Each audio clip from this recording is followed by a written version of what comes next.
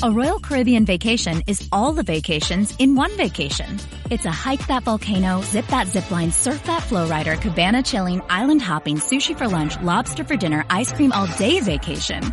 A perfect day at Coco Cay Private Island in the Bahamas with a waterslide skyscraper and hot air balloon vacation, and it's all on one Royal Caribbean vacation. Visit RoyalCaribbean.com and come see the Royal Caribbean. Ships Registry, Bahamas. This episode is sponsored by State Farm. Choices are great. Like with your podcasts, you get to choose what you want to listen to. And State Farm believes insurance should work the same way. That's why the State Farm Personal Price Plan helps you get the coverage you want at an affordable price and a policy that helps cover what you value most. Like a good neighbor, State Farm is there. Call or go to statefarm.com today to create your State Farm Personal Price Plan. Prices vary by state. Options selected by customer. Availability and eligibility may vary. The Purple Mafia with your host, Paladino Joey. Well, we'll see. The doctors would disagree, but what do they know? So let's just say that you'll pay me because it's in your interest to pay me. Is it worth it? I mean, you've won. Do you want to wipe everybody out? I don't feel I have to wipe everybody out, Tom. Just my enemies. That's all. My father taught me many things. He taught me, keep your friends close, but your enemies closer. These are wonderful things that we've achieved, and there's no limit to where we can go from here.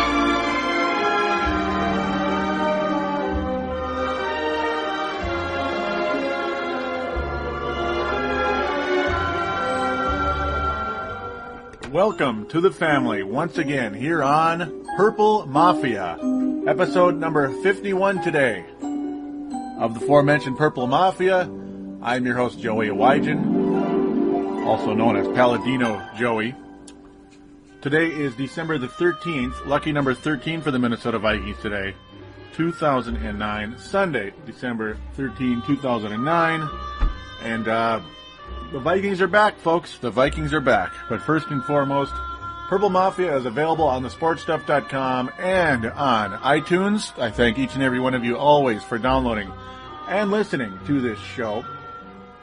As always, it is terrific. I hope you enjoyed the retro esque of the previous episode number 50, because, a little bit of reminiscing. I put in the original intro, that Green Day song in there. And this one's back, folks. This one's back. And I know I've heard it's a little bit long, and I'm looking to shorten it a little. Just haven't gotten around to it yet. I kind of, been doing other stuff, doing some other editing and all that good stuff. So that's why that's going on.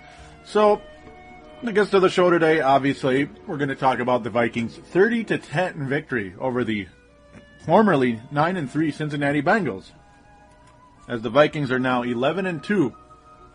Remember, the gist of episode 50 was just an emotional, frustrating. I was just so frustrated. It was kind of an outpouring of frustration. And the biggest scare of that game was, will the Vikings respond by tightening up whatever holes they had developed, the bad habits they had developed in those easy games against Detroit, Seattle, and Chicago. That were obviously exploited in that Arizona game, or would those bad habits continue to be exploited, and this time by another pretty good team, and actually a better team in the Cincinnati Bengals instead of the Arizona Cardinals? But the Vikings, hey, at least one thing too, dome field advantage does count, and the Viking fans did a great job of that today, like they always do. Vikings undefeated at home this year. We hope that continues. Actually, in the regular season, they will finish that way, undefeated. So that is very, very good. 8-0 record, undefeated in the regular season. Congratulations to the 63,000-plus fans that have attended those Viking games. You have made the Vikings undefeated at home. But now we have some more road games, unfortunately. We have more work to do. The Minnesota Vikings do, of course.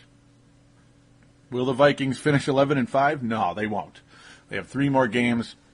Carolina is the following game, and that'll be the other aspect of the show today on episode number 51. We're going to preview the Carolina Panthers game. That'll be a very, very interesting test for this team. It sure will. But today, the whole idea coming in was, who was the X factor coming into the game today? Who was the X factor? It was Carson Palmer. It was Carson Palmer. And, Carson Palmer had another mediocre type of game like he did against Detroit last week, which is kind of funny when I say that, Detroit, but still, hey, that's what's kind of amazing right there. But, no, Carson Palmer did not come out and have a good game like we know he's capable of, and didn't help the Bengals' chances today. It really didn't. It really, really didn't. So let's get into the actual game here. As the Bengals, of course, receive the ball first. Like, it seems like every time it's always the other team, but hey, I'm okay with that. You know me. I'm going to say it again. I've said it before, and I'll say it again. Losing the toss doesn't really hurt in my eyes. I mean, I know a lot of people are momentum people. You like to have momentum starting off the game. I like to have momentum going into the second half. I really do, because, it's really great about if you can shut down the team you're playing against on their opening possession. They're screwed. Any momentum they might have had started off there on that opening drive, they're kind of screwed. At least you hope. Let's just say it doesn't help. Now, Antoine Winfield finally returns, and that was really good. It couldn't come at a better time for this team. I mean, the Bengals, as I said, 9-3 coming in, as we all knew. 9-3 coming in, a very dangerous team. 4-1 in their last 5. But what happens to the Bengals on their opening drive, as we talked about momentum? They have 2 costly penalties and open up a 3rd and 14, yet this is where I was like, oh, here we go. Here we go again. As the Bengals are the best team in the NFL on 3rd and 10 or more, and they get that first down. They get the first downs. It's like, oh, no, here we go again. That's just what Arizona did to us last week. After another first down, the Bengals, another quick pass. It was just immediate. Their drive ends after another penalty and a sack by Brian Robinson. So Brian Robinson right there, he's a pretty crazy player. He's a pretty hyper-energetic guy. And unfortunately, that'd be the only sack of the day. So again, was the defensive line the reason that Carson Palmer had troubles today? Yes and no. Now, sure, he was pressured quite a bit, but only 1 sack. So there's a start right there. But also, it's the Vikings secondary really cleaned up a lot of their bad habits, a lot of the holes from that Arizona game. Now, will it last? We hope so, but it sure the heck looked good today. It sure did. Now, unfortunately, right as Antoine Winfield returns, Percy Harvin is out again. Percy Harvin and migraine headaches again. That's no good.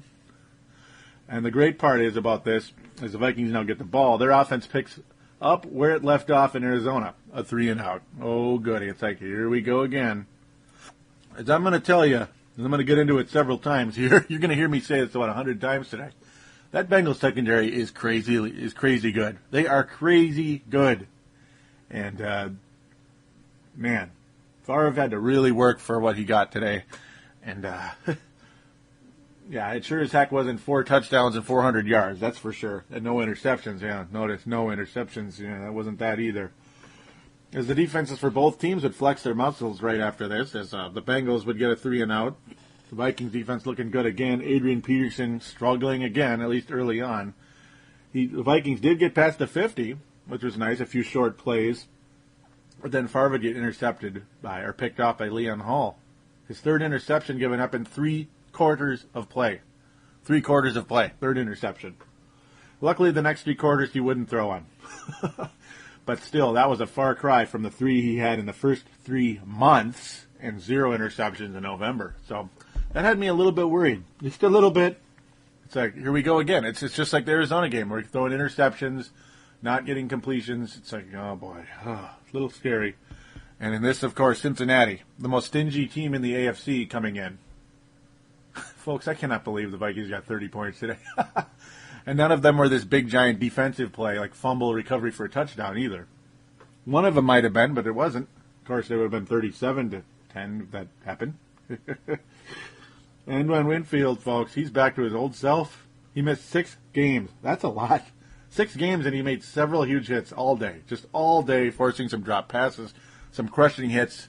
How many times did they make a replay saying, ooh, listen to that. Look at that hit by Winfield. Oh, Deerdorf and Gumbel, those guys, they're pretty good. It was nice to see the CBS crew again. It's been a while. Seems to always happen when you play an AFC team. But here come the Vikings here. This is when you first start to get a little bit of hope in their offense. Might start to get their ass in gear, basically. A 15-yard gain by Peterson. It's like finally Peterson breaking loose up the middle again. Favre threw to Berrien, though, who lost the ball in the air. The ball hit a Bengal. I can't remember which one it was. It was one of their safeties, and I can't remember which one, so I'm not even going to say. But then the ball bounced into the hands of Favre's miracle man, Greg Lewis. Greg Lewis does it again. This wasn't a game-winning touchdown with the Vikings trailing by 4 or anything against the 49ers. But hey, it prevented things getting pretty rough for the Vikings here early on. A nice catch. Of course, that was a first down because it was a fairly nice gain in the end. It worked out nice. Greg Lewis, I guess that's why we signed him, to pull off a couple of little miracles for us.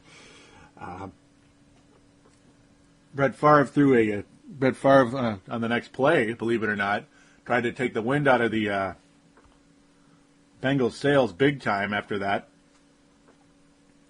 as he was running forward and threw the ball into the end zone to an open Sidney Rice. But it was so obvious, plain as day, as the play happened. He was past the line of scrimmage, and that was the end of it.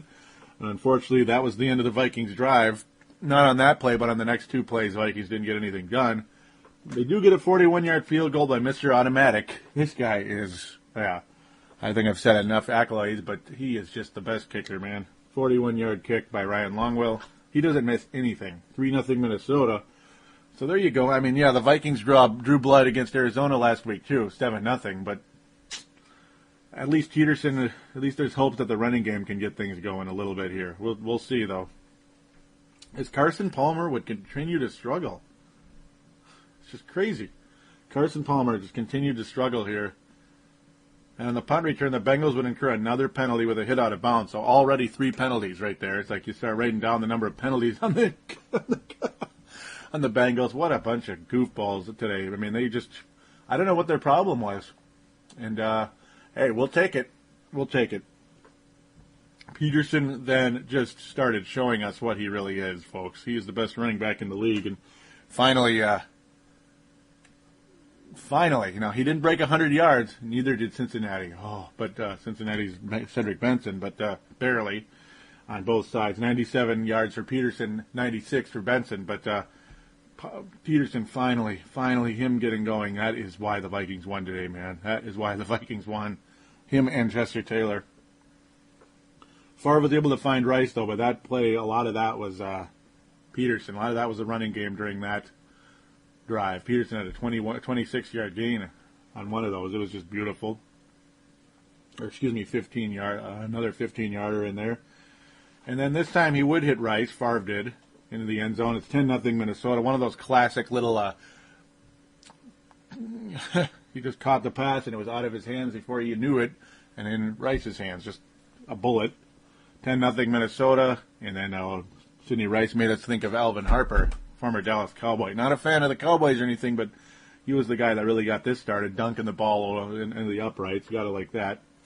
And then the Bengals right after that went on a very determined drive, because it's like, hey, let's stop screwing around here. We need this. Included a dumb penalty by Kevin Williams. Palmer, right here, was out of bounds. Now, it wasn't anything crazy, but he just went right into him and shoved him. And Palmer was already out of bounds. Kevin Williams just kind of, a brain fart, I guess. And it was illegal, a nice 15-yard penalty, and the Bengals all of a sudden were on like the 40-yard line. Oh, goody. Not the best play by Kevin Williams. There were a lot of penalties today. Quite a few. The Vikings didn't have that many fewer than Cincinnati, folks. They really didn't. And that was one of them right there. That was a pretty big one. Luckily, it didn't end up being too bad in the long run, but a few good runs later, because Cedric Benson was on his game, Palmer and Ocho Cinco looked like Kurt Warner and Anquan Bolden. It was a nice little 15 to 20-yard pass. Ocho Cinco ran towards the sidelines and then just went all the way. Touchdown. That was a pretty good play right there. That was the play of the day for Cincinnati. That doesn't sound good, does it? Because that's it. That was it. Early in the second quarter. 10-7 Minnesota. Cincinnati would never lead in this game, as you might guess. Never would lead. As the Vikings then went to work, folks. This is where things get a little bit fun here. Favre does something he hasn't done in a while. This is actually the first time he did it this year. But yeah, Peterson would have another nice game. It's just like this was an indication that things were going to be all right. The Vikings can run the ball against this team. It's like, sure, the passing game wasn't there because, at least not for a long time, not till like the end of the game practically. But overall, the passing game just wasn't there, but the running game sure the heck was. And later in the drive, Brett Favre had a quarterback sneak. It was 3rd and 3. Brett Favre 4 yards up the middle, first down. When's the last time you saw Brett Favre do one of those? And it was quick, too. It was nice.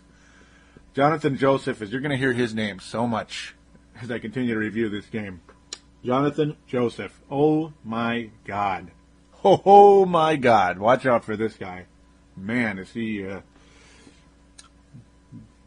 he is an outstanding cornerback. He almost had an interception on an end zone pass to Rice. I mean, it was pretty close. Hall would stop burying as there's the other guy, Hall, as well. Just Joseph and Hall were just unbelievable in this game. Hall and Joseph, just like Hall and Oates, right? He stopped burying at the 6, making it 4th and 4. Chip shot field goal. It's like, doggone it. It's 4 points down the drain. But here's where things get really crazy as I'm leading into that. 13-7 Minnesota. At this point, the Bengals, Leonard, would fumble after a short catch, setting the Vikings up for a 45-yard field goal with only 4 seconds remaining in the half. It's like, thank you. That was a gift. So we got 3 of the 4 points that we didn't get after the Bengals had shut us down on a few end zone attempts. 16-7. So there you go. That worked out nice. It was a nice gift. We appreciate Leonard for that. It was, as they say, it was a high percentage play, but they still turned the ball over. The Bengals got the ball 35 seconds left, still turned the ball over. The Vikings just immediately kicked a field goal because, you don't need to, they didn't have time to make any pass or anything. 45 yards, what does Ryan Longwell do? Of course he makes it. Yep, 16-7. 16-7, and the Vikings are set up perfectly going into the second half as they would receive. That's why I don't always mind losing the coin toss. I know that sounds dorky to some of you out there, but that's why. I mean, you get a quick score, or a quick couple scores in this case, neither one a touchdown or anything, but still basically a touchdown, almost, and then you get the ball back in the second half. That is cool stuff. That really is. So in the first half, the Bengals had 8 penalties for 65 yards.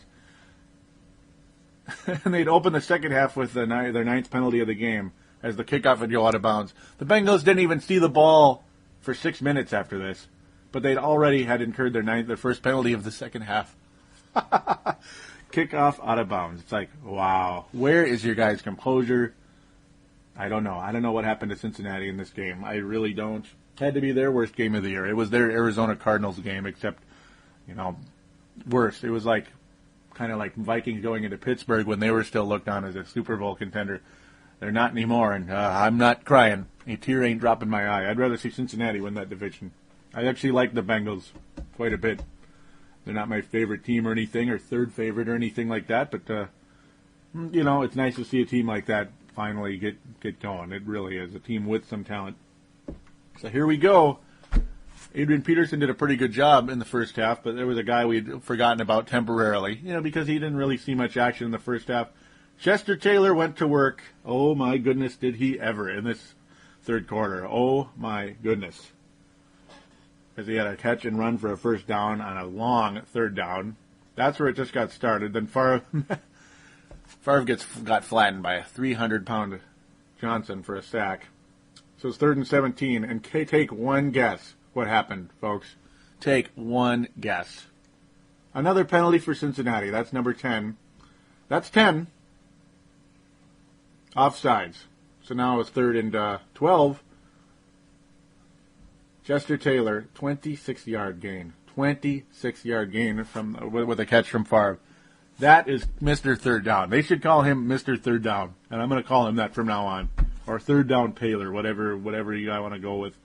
I'll just go with whatever. Maybe some of you callers out there callers or posters out there on the sportstuff.com boards could suggest one of those or something. So, just thought I'd throw that out there. because third down Taylor, up the middle 17 right after that. I mean, talk about momentum. It's just like, that was so fun because, you know, when you have two guys like this, two excellent backs with very different special skills, shows just how dangerous this offense can be when it works. I mean, when this offense works, because those short passes aren't always a guarantee. Sometimes they get smelled out, or it's just a weakly designed play. But when you have Brett Favre, who gets rid of the ball a heck of a lot faster than DeVaris Jackson, the offense is a lot less predictable. And boom, you know, this is beautiful. It's fun to see this. Because then it's like Peterson's like, hey, don't forget about me now. Don't forget, I'm still the king. He came right in. He'd have a nice gain up the middle. And then after 2 tries, Peterson had finished the drive. 13th touchdown of the year. Only one more to go for the Vikings' single-season record for rushing touchdowns. What a devastating and impressive drive in so many ways. It was virtually all on the ground. You know, it really was, because the pass to Taylor, that's still kind of like on the ground because it's a short pass to a running back. It's still kind of on the ground. It technically isn't. The Vikings used up 6.5 minutes before the Bengals would even see the ball in the second half. It was only 8 minutes and 35 seconds to go in the third period when the Bengals had finally touched the ball, and it was already 23-7 Minnesota. That's how you win football games, folks. That's what Minnesota Vikings football is all about. When you have guys like Taylor and Peterson to go with Favre, that's what Viking football is all about. And drives like that can win Super Bowls, folks. They really can. And that was amazing. That was the play of the day. That whole drive was the play of the day. Unbelievably awesome. What a nice team effort too. It just shows you. As amazingly, the Bengals, they had. See, here's a stat when it just kind of shows you, oh boy, this is going to end real quick. This is going to end real quick. Like, the stat isn't going to end, I don't think, but I mean the game is going to end real quick for the Bengals. The Bengals had, or at least their winning ways are going to end really quick when they keep doing this. Amazingly, the Bengals had 6 touchdowns. Excuse me, the Bengals had 0 touchdowns in the second half of their last 5 games. Yet they went 4-1. It's like, yeah, that's going to be 4-2 real quick if they have 0 touchdowns, because no way, you know, they're not going to get that many field goals for one. Secondly, I mean, you can't keep doing that. I mean, I understand they were ahead in a lot of those games, but that's a pretty frightening stat. You know, there's a bad habit, you could say. You know, for the Bengals, it's basically a bad habit. The Bengals barely get a first down. Benson almost fumbled, but Sapp would run into the end zone and all that good stuff. But yeah, Benson's elbow was down. You saw the replay, and it's, oh boy. So Bengals had retained possession, but that's just how it goes. How about this fact, folks? How about this? The Bengals are yet to lose a fumble this year. Yeah. 13 games in, they're yet to lose a fumble this year. That's pretty good. But unfortunately, that's still not good enough when you can't even get a first down. They were stopped. Aaron Henderson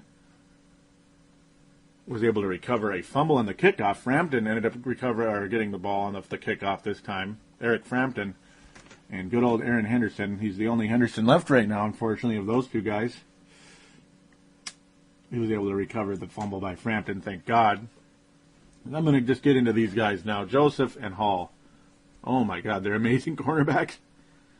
Joseph's coverage on Rice is a sight to see. It really is, as this guy is all league. He made Favre and the receivers look almost average most of the day, and in particular when going downfield. There were virtually no down the field plays this whole day. And the Vikings tried to get cute a few times, and it never worked. Never, ever, ever, ever, ever, ever. That is a really good secondary over there in Cincinnati. Joseph and Hall are unbelievable. Particularly Joseph, but both of them just huge. Hall got an interception today, as mentioned, and Joseph almost had one. But it was more or less not even trying to get interceptions. It was just the fact that every attempt, they were totally there on the play. Their hand was on the ball, and it was done. The play was over. Ball was on the ground, no interference, none of that foolishness. Just great defense. And Cincinnati has the makings of a pretty good football team over there, and they might have a chance to get some type of playoff success going over there if Carson Palmer can get his head out of you-know-what. And he needs to do that very quick because he's been struggling again. He's been struggling again. He was definitely a big reason why Cincinnati was moving forward, because you got that great defense, and then all of a sudden now you can finally start scoring again. Chad Johnson, Ocho Cinco, can start showing what he can do, you know.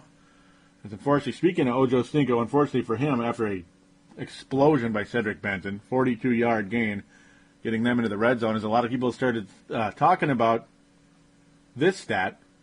The Vikings' rush defense had 35 straight games coming in, not allowing a 100-yard game by a running back, or on the ground, or whatever you want to say, on the ground by a specific player. The last guy was Ryan Grant on November 11, 2007, which is the longest active streak in the National Football League. So people started talking about that immediately after that 42-yard gain. That put Cedric Benson in about 92 yards. Like, uh-oh, here you go. Cedric Griffin, boy, did he hit Ocho Cinco. He hit him hard right around this point of the time of the game. This was the same. Yeah, this was the immediate play afterwards. The helmet just flew off, and it's like, yeah, you're gonna hear something. Something couldn't be right here. Because Ocho Cinco started blowing up at Griffin. Luckily, they'd shake hands later, and yeah, it was a blow to the head. All of a sudden, it's 1st and goal. But Griffin would get redemption, folks. I mean, that's what's good. You know, you make a mistake, you come right back at him right away. Batted the ball away from who? Ocho Cinco. No touchdown. Graham would get a chip shot field goal, making it 23-10. But that pretty much stuck the dagger into the Cincinnati Bengals at that point. It pretty much did. Two teams would go 3 and out after that. Not much time would come off the clock, so that was lucky for Cincinnati. But here we go. This was the drive that ended the game, as the Vikings had one of those big, long, 6-minute drives as they started running the ball. It was beautiful. Peterson early, Taylor later on. It's just beautiful. And a couple of short passes to Berrien and Rice. Man. And then Peterson, there it was, ending the drive with his 14th touchdown of the year, second of the day. And yeah, it was almost the exact same type of drive as before. A little bit more passing. Favre looked pretty good here. A little bit more sharp than he had maybe a little earlier in the game, with more of those underneath passes, because you're not going to go long in these guys. As mentioned about 100,000 times.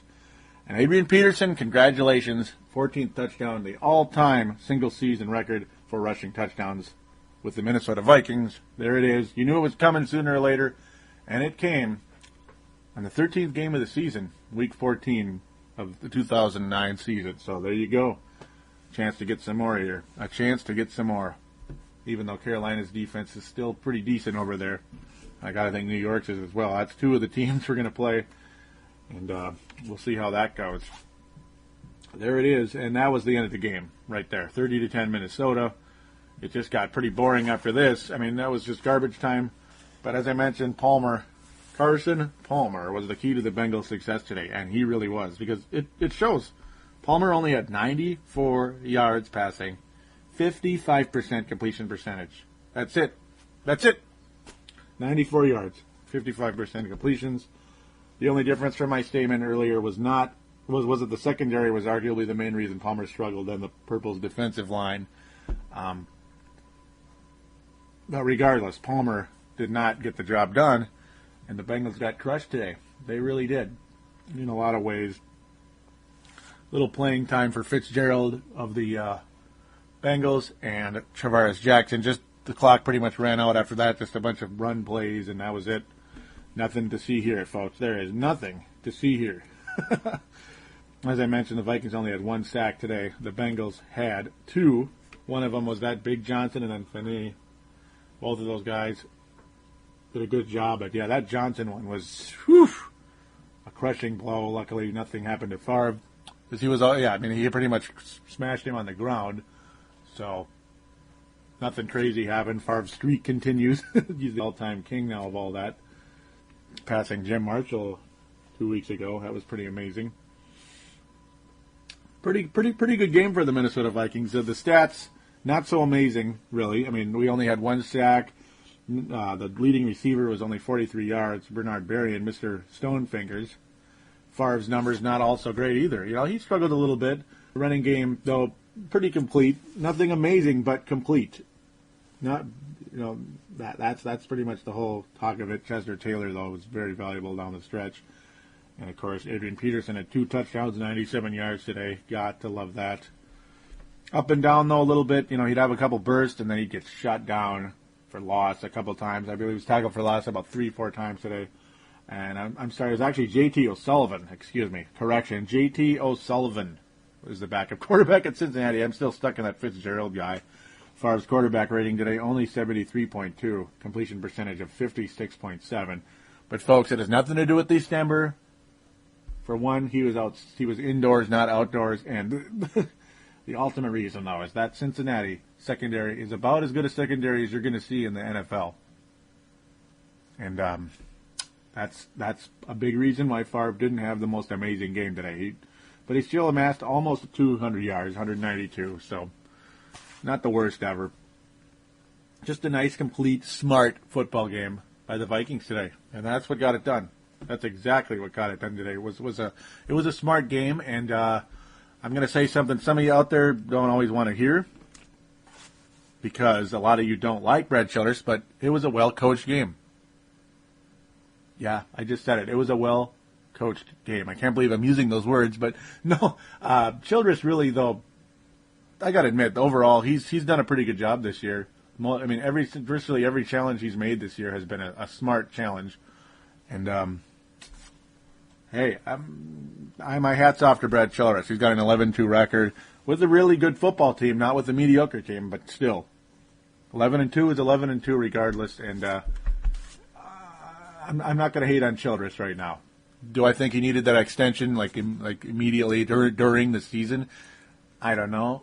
Probably not, but what's done is done, and you can see what this offense looks like when it works, and I actually like it. I actually do like it more than I thought I would. The reason why we didn't like it, Tavares Jackson was the starting quarterback. You can't stand and think in the West Coast offense. The ball needs to come out of your hand immediately if you're going to have any success in the West Coast offense. That is the end of the story right there, especially against a team like the Cincinnati Bengals, who are not going to give you a vertical passing game at all. You have to make quick passes, and players need to make plays, period. And you have players that can make plays. One of them who is perfect for this West Coast offense, unfortunately out with migraines, Percy Harvin. Short pass, break some tackles, and adios, bye-bye, or at least a nice first down play. Chester Taylor is, I'm going to say it until the cows come home, about as good of a third down back as you're going to get in the entire NFL. He is so good. It's unbelievable. And as a third down back. And, of course, Peterson's ability to catch and run now has greatly improved. He's not quite Brian Westbrook or Marshall Faulk in their prime yet, but he's working on it, and he's getting a lot better. And when this offense does work, it's nice to see. 30 points against the Cincinnati Bengals, who allowed 187 points in the first 12 games. That is pretty damn good.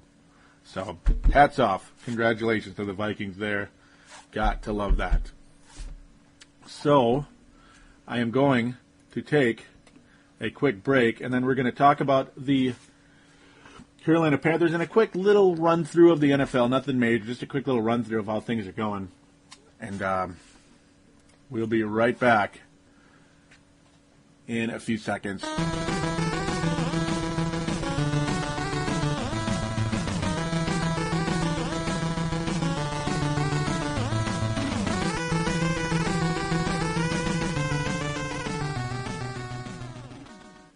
And we are back here on Purple Mafia, episode number 51. A reminder for iPod users, along with Microsoft Zune and other MP3 users out there. Well, the Carolina Panthers. Now you talk about their defensive line and how they've been a factor for years. Not quite the same this year. They had 0 sacks today against the New England Patriots. New England Patriots moved to 8-5. Carolina Panthers dropped to 5-8. A little opposites going on there. Carolina started out the year pretty poorly, and it's too late for them. They're not going to the playoffs the way things are going. Matt Moore started at quarterback today. So we're going to see a player we haven't seen before, unless some of you insanely diehard football fans that have watched every single game out there. Because I don't think too many people are watching the Carolina Panthers these days, unless you're a fan of them. Matt Moore. Matt Moore at quarterback. Jake Delhomme and his crazy ass finally not playing quarterback for the Carolina Panthers. Matt Moore wasn't really bad against the Patriots. Said he wasn't great. He only completed half of his passes. No interceptions, though. Got that one touchdown very early in the game, which was a 41-yard pass to Steve Smith. And to me, that guy, well, he hasn't helped the Bengals. He hasn't helped the Panthers this year. He had a horrendous start to the year. Basically, the first half of the season, this guy was invisible. They were talking about the Steve Smith in New York as being the better player, the better Steve Smith. Yeah, he's a good player, but when you talk about the Steve Smith of Carolina, this guy was regarded as the best receiver in the NFL for the last 3-4 years or so until Mr. Larry Fitzgerald started to step up and Randy Moss really started to step up. Randy Moss had that insanely sick season in 2007. He kind of returned to his form and went even beyond it. Above and beyond, as we like to say. How quaint, right? But Steve Smith, yeah, how quaint indeed. Finally getting a touchdown here, 41-yarder. And Carolina took a 7-point lead early on, but the Patriots just kind of came at them ever since. And Carolina, nothing impressive at all, really, to be honest. They're not a team that really scares me. The only problem is, it's another road game. Now, it's a much warmer climate, so you don't have to worry about Brett Favre in the cold. But really, the key to this game is the Vikings' rush defense. We're going to have to go with that. Steve Smith, though, in the past has been a Viking killer. He didn't do it to the Vikings last year, which was the Vikings' first win last year, when Gus Frerotte took over for Tavares Jackson in that game. It was his first start of the year as a Viking starting quarterback. Carolina is just not the same team they were last year. They really don't scare me too much. Their running game is not what it was last year. As Jonathan Stewart has had a pretty up and down year. You got D'Angelo Williams, which you could argue is all world. He only rushed the ball 13 times, though, and Stewart only rushed the ball 7 times, which is quite interesting. I don't know what Carolina was doing, to be honest. You have a quarterback completing 50% of their passes, so not sure what they were doing. These guys didn't have the biggest year ever, and now a lot of that is when the passing game is bad. You can't even really get to run the ball, especially when you're playing comeback the whole game. And, the other teams are going to focus on these guys, and the Vikings obviously are going to have to focus on these guys, especially D'Angelo Williams. He has, I hope I didn't say D'Angelo Hall. D'Angelo Williams is an all-world player, and this duo is regarded as the number 2 running back duo in the NFL behind Adrian Peterson and Chester Taylor. They're certainly young. It's a younger duo. Chester Taylor's about 30 now. Stewart and D'Angelo Williams, extremely young players. Stewart's only in his 3rd year, I believe, or 2nd year. D'Angelo Williams is only in his 4th, I think. So, a lot of youth over there in their backfield. That's really the focus here. The Vikings need to stop the running game and then hope to get to Matt Moore, the virtually unknown Matt Moore at quarterback. Steve Smith, though, he's always a threat. You never really know. But the best part about Steve Smith today, well, he only caught one more pass. The only problem is it was a 40-yard play. It was a 40-yard pass. Yeah, he had 2 40-yard catches today for 83 yards. So, for one, they don't get him the ball, and second, he's just not the same guy. It's just not happening. So, I do expect the Vikings to win this game, but who knows? Who knows? Things changed a little bit last week in that Arizona game. Now, this is not Kurt Warner, Larry Fitzgerald, and Anquan Boldin or anything, but you just never know with Carolina. They're a quirky team. They come out and beat teams. They might have scared the New England Patriots a little bit early on, but then the Patriots went back to work. You might see that in the Vikings game. So I do think the Vikings win.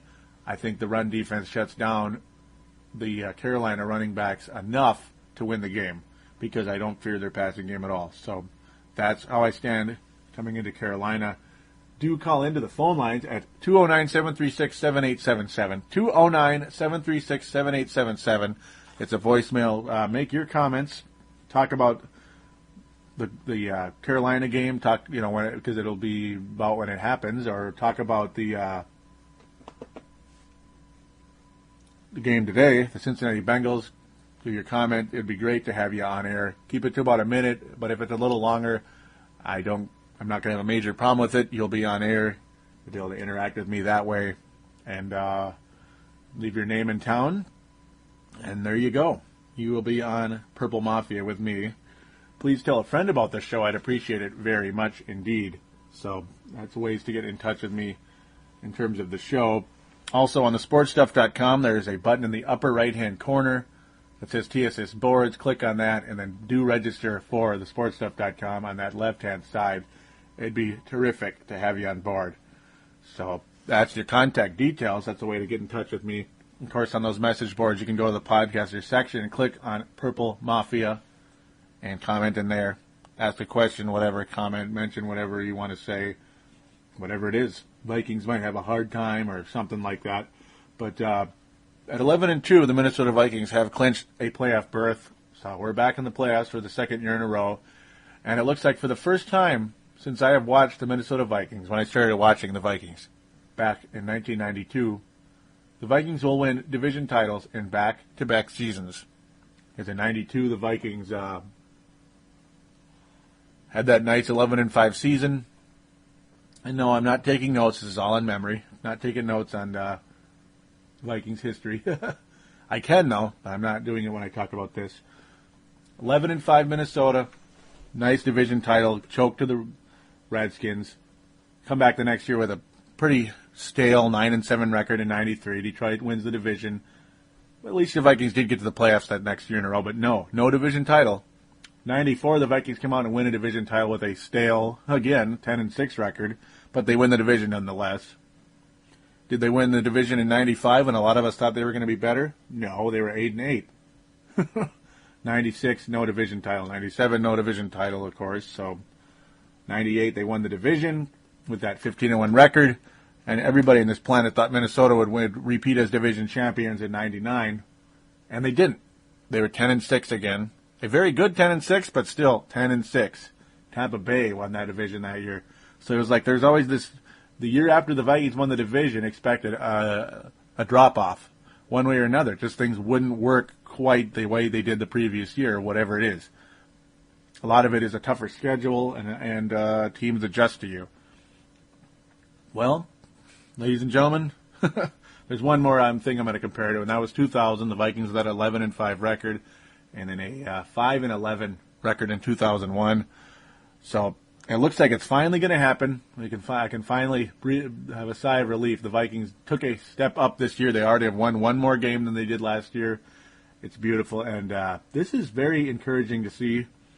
And 11-2, it looks like it's going to be a pretty exciting year for the Minnesota Vikings in terms of a playoff run of some kind. So it was really cool to see that, to see the Vikings come out and take care of business the way they did today. That's my closing statement is, when you're able to respond, when you get punched in the mouth as hard as the Vikings did in Arizona, to respond with a 30-10 victory over a 9-3 team. Yeah, it was a home game, but it was a 30-10 victory over a team that very easily could have come in and really sucked the wind out of the Vikings' sails, as they would have been 10-3 and possibly only one game ahead of a team like Arizona, Dallas, or Philadelphia. That could have gotten really interesting. That would have really been interesting. But now the Vikings inch that next step closer to that first-round bye. They are that close, folks. And it feels really damn good. It really does. I'm smelling NFC Championship game berth. And then, well, it's all up to the Vikings at that point. But it feels good that it's going to be one of those years where you talk about it 10 years from now, that this team got this far. And hopefully it's as far as it goes all the way. So kind of close with that statement. Thank you guys always for listening to this show. And we'll be back next week to review that Carolina game and keep talking some Minnesota Vikings football. Please do call into that phone line, 209-736-7877. Also, add my Facebook group. It is Palladino Live Productions. Palladino Live Productions. It would be great to have you on that. Thank you always for listening again, and we will talk to you next week. Take care.